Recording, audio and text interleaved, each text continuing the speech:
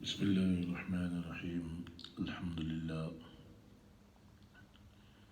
میرے بھائیو دوستو، عبداللہ بن عمرو بن عاص رضی اللہ تعالیٰ عنہما روایت کرتے ہیں کہ رسول اللہ صلی اللہ علیہ وسلم نے ارشاد فرمایا، اپنے والدین کو گالی دینا گناہ کبیرہ ہے۔ صحابہ نے عرض کیا کہ یا رسول اللہ صلی اللہ علیہ وسلم، اپنے والدین کو کون آدمی گالی دے سکتا ہے؟ آپ صلی اللہ علیہ وسلم نے ارشاد فرمایا کہ تم دوسرے کے والدین کو گالی دو، باپ کو گالی دو، پھر پلٹا کر وہ تمہارے باپ کو گالی دے گا، پھر تم اس کی ماں کو گالی دو، پھر وہ تمہاری ماں کو گالی دے گا۔ اس طریقے سے آپس میں ایک دوسرے کو گالی دینے سے، یعنی ماں باپ کو اپنے ماں باپ کو گالی دینا ہے۔ دیکھو میرے بھائیو دوستو، نبی پاک صلی اللہ علیہ وسلم نے اس امت کی کتنی پیاری رہبری فرمائی اور کتنی پیاری چیزوں کی تعلیم عطا فرمائی، جبکہ جب امت آپس میں گالی گلوچ کرے گی تو حق تعالی شانہ کی نگاہوں سے گر جائے گی۔ جب اللہ رب العزت کی نگاہوں سے گر جائے گی تو پھر اللہ ہماری مدد کیسے کرے گا؟ پھر اللہ کے علاوہ ہماری مدد کرنے والا کون ہے؟ ہر حال میں اللہ کے نبی صلی اللہ علیہ وسلم نے ارشاد فرمایا، عبداللہ بن عمر رضی اللہ عنہ روایت کرتے ہیں کہ رسول اللہ صلی اللہ علیہ وسلم نے ارشاد فرمایا کہ مسلمان کو گالی دینا بددینی ہے اور مسلمان کو قتل کرنا کفر ہے۔ دیکھو میرے بھائیو دوستو، اللہ کے نبی صلی اللہ علیہ وسلم آپ نے جب حج کے وقت میں آخری جب خطبہ دیا تو اس میں یہ فرمایا کہ دیکھو پھر تم کفر کی طرف نہ لوٹ جانا، آپس میں ایک دوسرے کی گردنیں نہ مارنا۔ اتنی پیاری تعلیم دی نبی پاک صلی اللہ علیہ وسلم نے۔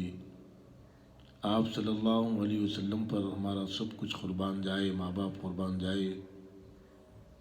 ایمان والوں کو اعلیٰ درجے کی تعلیم آپ نے عطا فرمائی۔ آپس میں گالی دینے سے بھی اپنے آپ کو روکنا چاہیے، کیونکہ گالی دینا ایک دوسرے کو یہ ذلالت کی بھی نشانی ہے کہ ایمان والے کا یہ معیار نہیں ہے، ایمان والے کا یہ طریقہ نہیں ہے کہ ایک دوسرے کو گالی دے۔ ایمان والے کا طریقہ تو اخلاق والا طریقہ ہے جس کی تعلیم نبی پاک صلی اللہ علیہ وسلم نے دی۔ اگر آدمی جو تعلیم نبی پاک صلی اللہ علیہ وسلم نے اس امت کو بتائی، گالی سے بچنا، آپس میں ایک دوسرے سے قتل کرنے سے بچنا، یہ کتنی اونچی بات ہے۔ اس پر اگر آدمی عمل کرے گا تو دنیا میں بھی اللہ عزت دیں گے اور آخرت میں بھی آدمی ان گناہوں سے محفوظ رہے گا۔ ان گناہوں سے محفوظ رہنے کی اس میں اللہ پاک اس کے درجات کو بھی بلند فرمائیں گے، کیونکہ فرمایا ایک سنت نبی پاک صلی اللہ علیہ وسلم کی اگر زندگی میں لائیں گے تو ساری دنیا کی طاقتیں مل کر ایک سنت کا مقابلہ نہیں کر سکتی۔ سنت کے اندر اتنی بڑی طاقت رکھی، اسی لیے ایمان والا ہر وقت میں اپنی زبان کو ذکر میں رکھنا چاہیے۔ بے انسان ہے، انسان سے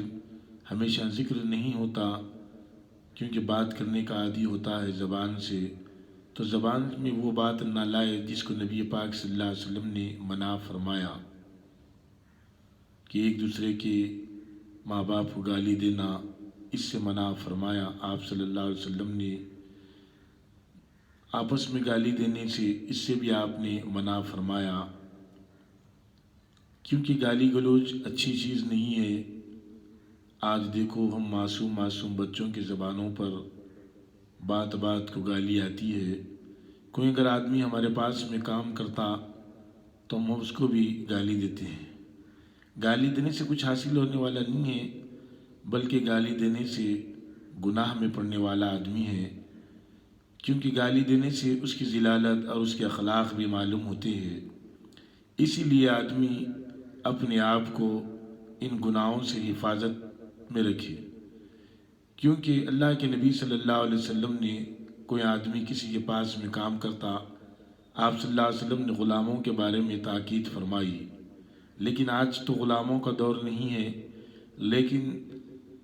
کہ کام جیسے کسی کمپنی میں کوئی آدمی کام کر رہا، کسی ہوٹل میں کوئی آدمی کام کر رہا، کسی ہوٹل والے کے پاس میں یا کسی دکاندار کے پاس میں کوئی آدمی کام کر رہا، تو اسے بھی گالی نہیں دینا چاہیے، کام کرنے والے کو بھی اچھے اخلاق سے پیش آنا چاہیے، کیونکہ اللہ تعالیٰ شانہ نے امن والہ نے ہوٹل والے کے مالک کو مالک بنایا، یہ اس کا شکر ادا کرنا چاہیے، اور اس کے پاس کام کرنے والے کو اس کے تابع بنایا، یہ اللہ کے حکم سے ہوا۔ حضرت ابو درداء رضی اللہ تعالیٰ عنہ کے پاس میں ایک مرتبہ دیکھا، آپ کو صحابی پہنچے، دیکھا کہ آپ اور آپ کا غلام ایک ہی کپڑے پہنے ہوئے ہیں، تو لوگوں نے پوچھا حضرت ابو درداء رضی اللہ تعالیٰ عنہ سے، اور آپ کا غلام ایک ہی کپڑوں میں ہیں؟ آپ نے فرمایا کہ دیکھو ابو درداء، رسول اللہ صلی اللہ علیہ وسلم نے ارشاد فرمایا کہ بچپن سے پیدائشی کوئی کسی کا غلام نہیں ہوتا، اللہ نے تمہارا کسی کو غلام بنایا تو تم اس کو ساتھ میں اچھا معاملہ کرنا، تم جو کھاؤ اس کو وہ کھلاؤ، اور اسے کام ایسا نہ کراؤ وہ جو نہ کر سکے، اور اسے کام میں تم بھی مدد کر لیا کرو، جو تم پہنو اسے وہ پہناؤ۔ تو ابو درداء رضی اللہ عنہ نے اس حدیث پر عمل کر بتایا، اپنے غلام کو بھی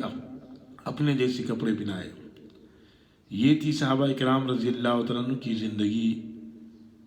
یہ زندگی تھی۔ ایک صحابی نبی پاک صلی اللہ علیہ وسلم کے پاس میں حاضر ہوئے اور کہا کہ یا رسول اللہ صلی اللہ علیہ وسلم، میری قوم کا فلاں آدمی نے مجھے بلا کہا اور مجھ سے کم درجہ رکھتا ہے، کیا میں اس سے بدلہ لے لوں؟ آپ صلی اللہ علیہ وسلم نے فرمایا نہیں، اس سے بدلہ نہ لو، کہ بری باتیں فحشہ چیز شیطان کی ہوتی ہے۔ اس طریقے سے میرے بھائیو، اللہ کے نبی صلی اللہ علیہ وسلم نے ہر وقت میں امت کو تعلیم دی، ہر وقت میں امت کو یہ بتایا کہ دیکھو اچھے انداز سے پیش آؤ،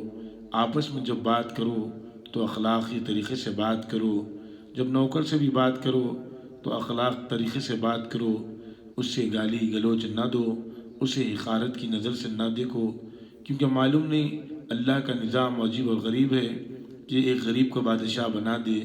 اگر آدمی تو سوچے کہ یہ بھی انسان ہے، اللہ تعالیٰ شانہ نے اس کو میرے پاس میں کام پر رکھایا، یہ اللہ کی طرف سے ہے، تو اس کے بھی قدر کرنا چاہیے، آپس میں گالی گلوچ نہیں دینا چاہیے۔ کوئی اگر کسی کا قرضہ باقی ہے، آدمی قرضہ وصول کرنے جا رہا، تو اسے قرضہ وہ آدمی دے نہیں سک رہا جلدی، تو اسے مہلت دینا چاہیے، بلکہ گالیاں نہیں دینا چاہیے، کیونکہ گالی دینے سے کسی کو کیا حاصل ہوگا؟ کسی کو کچھ حاصل نہیں ہوگا، بلکہ نبی پاک صلی اللہ علیہ وسلم کی نافرمانی ہوگی۔ اللہ کے نبی صلی اللہ علیہ وسلم نے فرمایا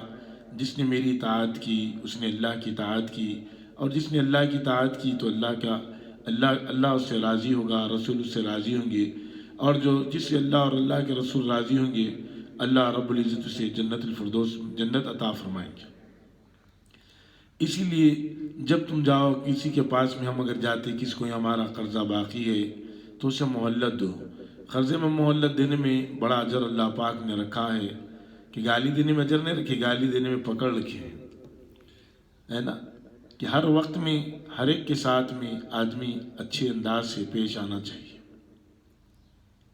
کسی کے ساتھ میں برا معاملہ نہیں کرنا چاہیے، کسی کا برا نہیں چاہنا چاہیے۔ جب آدمی کسی کا برا چاہتا تو اللہ اس کا برا چاہتے، کیونکہ نبی پاک صلی اللہ علیہ وسلم نے پوری انسانیت کا اچھا چاہا، یہاں تک کہ غیروں کے ساتھ میں بھی آپ کا معاملہ بڑے اعلیٰ درجے کا معاملہ رہتا تھا۔ آپ کی زندگی میں اٹھا کر دیکھ لو، سیرت میں اٹھا کر دیکھو،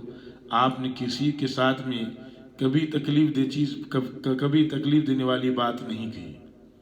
کبھی تکلیف دینے والی بات نہیں کی۔ وہ آپ اٹھا کر صحابہ کی زندگیوں کے اندر بھی دیکھ لے، کبھی کبھی اگر کچھ بات بھی ہو جاتی تو فوراً اسے بلا کر معافی مانگ لیتے تھے۔ حالانکہ اس سے بڑا درجہ رکھنے والے صحابہ بھی اسے بلا کر اس سے معافی مانگ لیتے تھے۔ یہ اخلاق نبی پاک صلی اللہ علیہ وسلم نے امت کو بتایا، امت کو سکھایا کہ اخلاق والے بنو، جس کے اخلاق اچھے ہوں گے اللہ اس سے راضی ہوں گا۔ کہ حدیث میں فرمایا کہ آخرت میں سب سے زیادہ وزنی جو ہوگا وہ اخلاق ہوگا، میزان میں جو وزن ہوگا وہ اخلاق ہوں گے۔ اخلاق سے آدمی اچھے انداز سے پیش آنا چاہیے۔ کسی کو بھی اب آج کا ماحول ایسا بن گیا کہ چھوٹے چھوٹے بچے گالیاں دیتے تو ماں باپ اس کو روکتے بھی نہیں، نہ کوئی بڑے دیکھنے والے اس کو روکتے۔ معصوم بچوں کے زبانیں خراب ہو رہی ہے، وہ زبانیں جس کی زبانوں سے اگر دعائیں کرا لے، اللہ سے منگوا لے تو وہ دعائیں قبول ہونے والے، وہ بچوں کی زبانوں پہ آج کل کتنے گالیاں دیتے ہیں بچے، مذاق میں گالیاں دیتے دیتے بچوں کی ایک عادت بن جاتی ہے کہ گالی دینے کی، گالی گلوچ دینے کی۔ ہم اپنے بچوں کو اچھی تربیت دینا چاہیے، ہمارے بچوں کو گالیاں دینے سے بچوں کی حفاظت فرمانا چاہیے، اور بچوں کو گالیاں دینے کے بجائے اللہ کا ذکر سکھاؤ اور اللہ کی بڑائی سکھاؤ۔ کہو دیکھو بیٹا آسمان کس نے بنایا، اللہ نے بنایا، اس کا تذکرہ کرو تم زبان سے، اس کی بات کرو زبان سے، اللہ رسول کی بات زبان سے کرو، گالی گلوچ آپس میں مت کرو، کیونکہ گالی گلوچ کرنے سے معصوم بچے جب گالی گلوچ کرتے ہیں تو بچوں کی عمر بڑھتے جاتی اور ان کی عادت بن جاتی۔ وہ عادت بن جانے کے بعد میں کسی کے پاس بھی اگر کام کرے یا کسی کے مالک بنے تو وہ بات بات کو گالی دینے لگتے۔ تو یہ گالی دینا بات کو اچھی بات نہیں ہے، نہ لوگوں کو اچھا دکھتا، نہ اللہ کے نبی صلی اللہ علیہ وسلم کی نافرمانی ہے، کیونکہ آپس میں گالی گلوچ دینے کے لیے ایمان والا پیدا نہیں ہوا۔ ایمان والا تو ایک دوسرے کا اکرام کرنے کے لیے پیدا ہوا۔ ساری دنیا کو ایمان والے سے فائدہ پہنچنا چاہیے، نقصان نہیں پہنچنا چاہیے ایمان والے سے، ایمان والے کی زبان سے بھی نقصان نہیں پہنچنا چاہیے۔ جیسا کہ اللہ کے نبی صلی اللہ علیہ وسلم نے فرمایا کہ تم دو چیزوں کی حفاظت کر لو، میں اپنی ذمہ داری میں جنت میں داخل کرانے کی اپنی ذمہ داری لیتا ہوں۔ فرمایا کہ سب سے پہلے دو جبڑوں کے بیچ میں جو زبان ہے تم اس کی حفاظت کر لو، اور جو دوپٹوں کے بیچ میں چرمگاہ ہے تم اس کی حفاظت کر لو، میں اپنی ذمہ داری میں جنت میں لے کر جاؤں گا۔ کیونکہ زبان کی بنیاد پر آدمی جب زبان کی بنیاد پر آدمی لوگوں کے دلوں پر چڑھتا ہے، اور زبان سے جو لفظ نکلتے ہیں لوگوں کی نگاہوں سے آدمی گر جاتا ہے۔ اب کسی کے پاس میں آدمی گیا اور سچی بات کرا اور اچھی بات کرا، اخلاق سے بات کرا، نرمی سے بات کرا۔ آدمی سختی بھی نہیں کرنا چاہیے بات چیت کرنے میں، کہ آدمی گالی نہیں دے رہا لیکن سخت کلام کہہ رہا، سخت بات کہہ رہا کہ جو گالی کے قریب ہو، یہ بھی ذرا ناگواری چیز ہے کہ آدمی پیارے انداز سے بات کرے، کیونکہ سختی اللہ کو بھی پسند نہیں ہے، اللہ کے نبی صلی اللہ علیہ وسلم کو بھی پسند نہیں ہے، کیونکہ نرمی اللہ کو پسند ہے، نرم مزاج اللہ کو پسند ہے۔ فرمایا کہ اللہ کے نبی صلی اللہ علیہ وسلم نے فرمایا جس گھر میں نرمی ہے اس گھر میں بھلائی اور اللہ کی رحمتیں آتی ہے، اور جس گھر میں سختی ہے اس گھر سے بھلائی نکل جاتی ہے۔ آدمی سخت لہجے سے بھی اپنے آپ کو ذرا پرہیز کرنا چاہیے۔ اگر آدمی کی مزاج کے اندر سختی پناہ ہے تو آدمی اپنی سختی کو آہستہ آہستہ ختم کرنے کی کوشش کرنا چاہیے۔ اگر آدمی جو چیز کو ختم کرنے کی کوشش کرتا ہے اللہ پاک اس کو بھی ہدایت دیتے ہیں۔ واقع تمام چیزیں اللہ ہی کے حکم سے ہوتی ہے، اللہ جس کو چاہتے ہیں محبت، اللہ پاک جس کو چاہتے ہیں اخلاق عطا فرماتے ہیں۔ اسی لیے آدمی نمازیں بھی پڑھ کر اپنے لیے ہمیشہ دعا کرنا کہ یا اللہ مجھے بھی گالیاں دینے سے میری بھی حفاظت فرما، جس چیز کو نبی پاک صلی اللہ علیہ وسلم نے منع فرمایا اس سے کرنے سے میری حفاظت فرما دے۔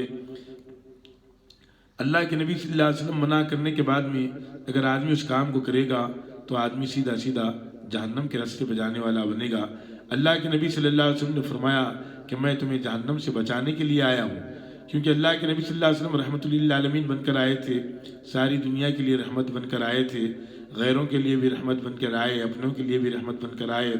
جانوروں کے لیے بھی رحمت بن کر آئے، جنات کے لیے بھی رحمت بن کر آئے، سب کے لیے آپ رحمت بن کر آئے۔ اور آپ صلی اللہ علیہ وسلم نے پوری انسانیت کو ایک جینے کا طریقہ بتایا کہ کس طریقے سے جینا چاہیے، کس طریقے سے لوگوں کے ساتھ میں اچھے انداز میں پیش آنا چاہیے، کسی کو بری بات نہ کہے، کسی کے دل کو تکلیف نہ دے، کسی کی غیبت نہ کرے،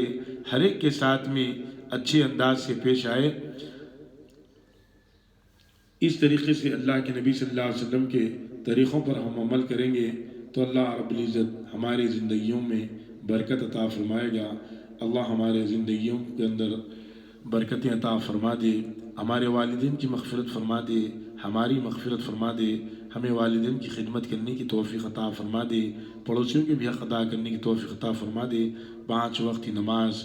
اہتمام کے ساتھ میں، تکبیر اولیٰ کے ساتھ میں پڑھنے کی توفیق عطا فرما دے، دین سے محبت عطا فرما دے، اللہ کے نبی سے بے حد محبت عطا فرما دے، اللہ کے نبی کے طریقوں پر چلنے کی توفیق عطا فرما دے، صحابہ سے محبت عطا فرما دے، تابعین سے محبت عطا فرما دے، علماء سے محبت عطا فرما دے، بزرگان دین سے محبت عطا فرما دے، تبع تابعین سے محبت عطا فرما دے، قرآن اور حدیث سے محبت عطا فرما دے، روزانہ قرآن پڑھنے والا بنا دے۔ یا اللہ جو بیمار ہے ان کو صحت و عافیت تندرستی عطا فرما دے، جو پریشان حال ہے ان کے پریشانیوں کو دور فرما دے۔ یا اللہ جس کی اولاد ماں باپ کی بات نہیں سنتی، ماں باپ کے لیے تکلیف گزار بنی ہوئی ہے، ان کو ماں باپ کا فرما بردار بنا دے، تیرے حکموں پر چلنے والا بنا دے۔ یا اللہ بے شک ہم گناہ گار ہیں، ہمارے گناہوں کو معاف فرما دے، ہمیں علم نافع عطا فرما دے، ہمیں دین سے محبت عطا فرما دے۔ یا اللہ دنیا کے اندر کتنی باطل چیزیں نکلی ہوئی ہے، لوگ اس کے اندر پھنستے جا رہے ہیں۔ یا اللہ ہمیں ہماری بھی حفاظت فرما دے، لوگ طرح طرح کی بیماری میں مسلط ہوتے جا رہے ہیں، ہر ایک کو یا اللہ بیماری سے نجات عطا فرما دے۔ یا اللہ ہمارے بھی ہمیں بھی یا اللہ ہر بیماری سے ہماری بھی حفاظت فرما دے۔ یا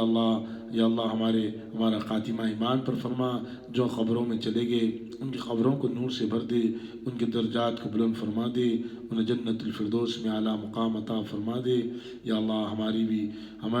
ہماری موت کی سختی کو آسان فرما دے، ہمیں مرنے کے بعد میں عذاب قبر سے ہماری حفاظت فرما دے۔ یا اللہ قیامت کے دن